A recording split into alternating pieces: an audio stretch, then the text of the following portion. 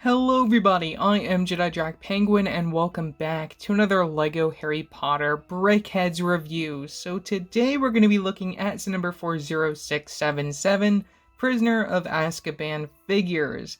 This set includes 697 pieces for the price of $49.99 when it released on March 1st of 2024. Now this is a set that I was very excited for when I first heard that it was based on Prisoner of Azkaban, because Prisoner of Azkaban is my favorite Harry Potter film and book. Though after seeing the official pictures of this set, I'm not really a fan of some of these designs. Of course, my opinions could change once I actually have these in hand, but still, there are some questionable design choices and generally some things that I was expecting from this set that unfortunately didn't come to light. I guess one good thing to say about this set existing is that there is a market for Harry Potter BrickHeadz, as LEGO has been making these sets rather consistently, and this is the first time that we're getting a 5 character pack. The last one that we saw I think was a 4 character pack with our teachers, so it's great to see that these have succeeded enough for us to give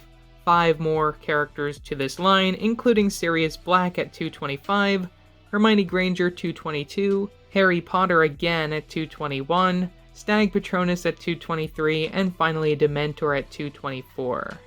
LEGO continues to baffle me by including so many numbered bags in a cheaper set. I mean, it is still $50.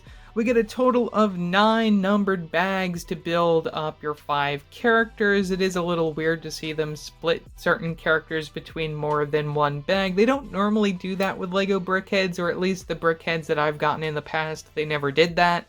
And we also have something really interesting that I wanted to talk about, and that is this really nice folder, which will probably have all of the instructions inside. Do more of this, LEGO. Please, please, please do more of this, because this is definitely something that I would love to see more of, especially in sets that would include so many instruction manuals so they don't get ruined with all the bags. As expected, each character gets their own instruction manual. From the back of Sirius Black, you'll find your piece count for this set, but otherwise there's no other advertisements to be seen. All built up, here are the 5 new additions to the LEGO Harry Potter BrickHeadz line. Now, I do have some issues with some of these, more specifically one of these characters. All of the rest of them I think are fine. We're going to go through them one by one down the line, and I'll show some comparisons in the whole collection of every LEGO Harry Potter BrickHeadz towards the end of the video. To start us off, we have the boy who lived, Harry Potter. We get 2 brand new prints for his character, one on this 1x2 brick, 2 bricks tall, which will be his shirt with the blood or dirt stain, whatever you want to call it.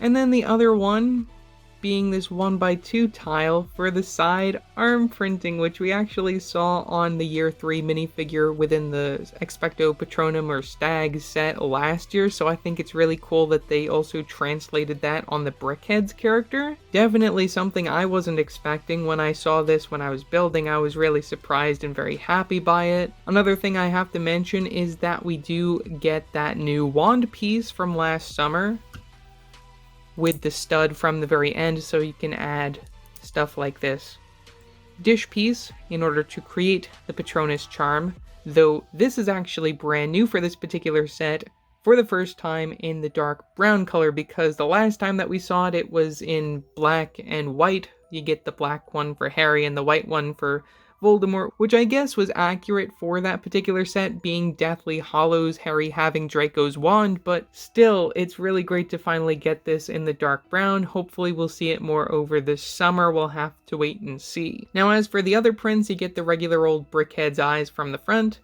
You also get a 1x4 tile with the scar for Harry's forehead, which will be the same exact print that we saw on the Quidditch one as of last summer. So it's great to see that they're reusing that print. No doubt if they continue to make Harry BrickHeadz variants over the next couple of years, we'll see that print just continue to return. It's very useful. Now, talking about the rest of the design in general, the hair is a little weird. I'm not really a fan of some of the techniques, especially when it comes to using these plate pieces, these triangular plate pieces. I don't really like how those look from the back, though they are trying to get that more messy hair look, which you don't really see very well from the top. It's just kind of flat, even though they are using a lot of slope pieces there. It's just, I think that they could have done the hair a little bit better. What they did over the summer last year, I think, is miles better, even though I'm not a fan of some of the blocky techniques from the side. I just think that they're still working on trying to capture Harry's hair. This is definitely the best that we've seen it so far. This is a bit of a step down. We'll have to wait and see what happens with our next Harry variant. Hopefully we see a Deathly Hallows BrickHeadz Harry eventually in the future. That would definitely be something really cool to see. So yeah, that's really all that I have to say for Harry, aside from another really interesting thing. On the plate, we get this 1x2 tile print for a chocolate bar, which I think is a really nice nod to just having Lupin giving Harry chocolate for practicing the Patronus charm, but still really wish that Lupin was in this BrickHeadz pack. To go along with Harry, we also get his Patronus being a stag, and this I think is a really interesting build, to say the least. It's probably my second least favorite of this whole bunch. One thing I do really like about this, though, is that we get so much of these opalescent translucent blue pieces, especially these slopes, which you'll see from the back and from the top. One other thing that I think is really, really amazing about this is the fact that we do get some brand new eye prints for the stag, which, if you don't know, this is LEGO's glow-in-the-dark color, so if you expose this to sunlight or any light and then turn off the lights, they should glow in the dark like you see on screen now. Here's a picture of that, and it looks really cool. I love how that looks, especially just having the shine, and the blue color that they use makes it look really, really cool in the dark. This is something that I wish that they did with that bigger stag model over the summer. It would have been really cool if they included more glow-in-the-dark pieces on that, just to make it look cooler. One last thing that I have to say is I'm not a fan of the leg design for these, just because they look too weird, especially having those translucent blue slopes from the bottom. And I guess the other bad thing to say about them is that the connection is a little weak, so when you are trying to take this character off the plate, you may just accidentally leave the legs behind, which I guess goes to show the stability of this. Of course, it's meant for display instead of play, but that's just something I thought I'd mention. Probably my third favorite of the bunch has to be for the Dementor, solely because I love how they just captured the essence of it in BrickHeadz form. He's a little chunky, but it gets the job done. You get a lot of different slope pieces just to get all the different curves of the cape, or whatever you want to call it, for the Dementor. You can see those soulless eyes. And we also have what would be the bottom piece of one of those gear connections as, say, the mouth of the Dementor, and you can also see a little bit of blue inside there, which is a little weird. There's a lot of fun popping colors inside the Dementor, which I just think is a little weird, but at the same time they do cover up most of it with all of this dark black and some translucent black, I guess, for the bone structure of the body there. One thing that I'm a little unsure about as to how I feel is the inclusion of these claw pieces for the accessories, which are meant to be like the long fingers of the Dementor. I'm not really a fan of how that works, though I guess it is better than just having the plain old clip piece connections. One other thing that I have to say that I do really like about this design, though, is the fact that we do get this translucent piece from the very bottom to represent it floating on the ground there. The design I'm least impressed with is Hermione Granger. Now, the biggest issue that I have is probably the hair design, because what they did just using a lot of these pieces, I don't think it works. I think they've done a better hair for Hermione. I definitely prefer what they did back for the 2018 version. It looks so much better. Forget the small Hermione. Speaking of the hair color, we did see this same exact color used for the hair for the Hermione figure from LEGO Dimensions. Otherwise, we've seen it be just the plain reddish brown since the start of the theme. Now, the other thing that I've seen a lot of people complaining about is the fact that they included the time turner as the one ring to rule them all. I don't mind them doing that, honestly. It's a lot less frustrating than getting the hair wrong, because the hair just doesn't make her look like Hermione, in my opinion. It works fine. It's alright. I would have appreciated them using the print that they made specifically for the time turner in this situation, but you know, this still works. It gets the point across. The other thing that I have to mention is that we do get the bandage on the arm, which I think is really cool that they included that as an accessory.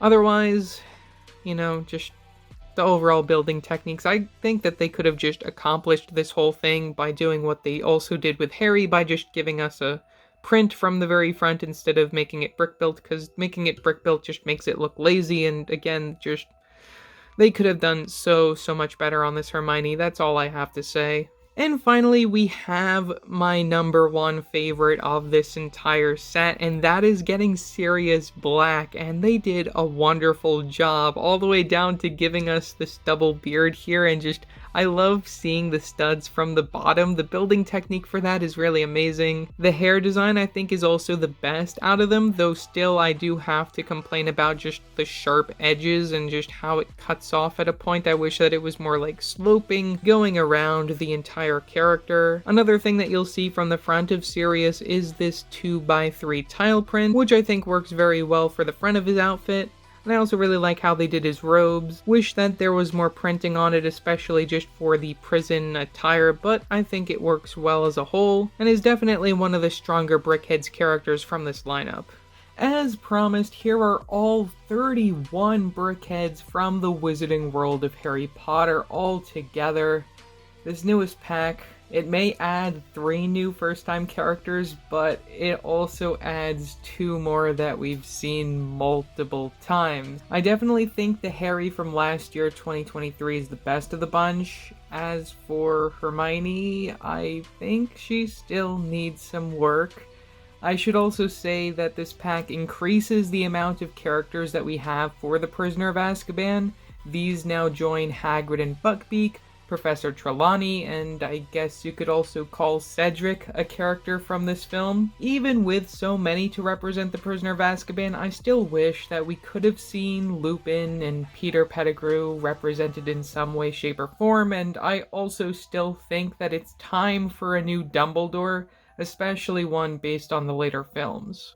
So overall, for $50, I think this may be a pack that you might want to wait for a discount on. No doubt it'll come. We've gotten discounts on LEGO BrickHeadz sets quite a lot over the last few years. Honestly, I still wish that LEGO could have made Lupin and Peter Pettigrew in this lineup instead of giving us the Dementor and the Stag, though still I think it's a solid enough lineup. It's just there are a few issues that I have with some of these characters, more specifically Hermione. I'm not a fan of her design. As for the brand new recolors and prints, always welcome in a LEGO BrickHeadz set. As far as new characters, we get 3 with Sirius, the Stag, and the Dementor, but still, for that $50 price point, I really wish that they could have split some of these up a little more, like give us Harry and the Stag together, give us the Dementor and Sirius, or maybe even just give us Sirius with Lupin and Peter Pettigrew. That would have been an amazing 3-pack to get. So yeah, that's all that I have to say for this video. Leave your thoughts down in the comment section below, what your thoughts are on this set.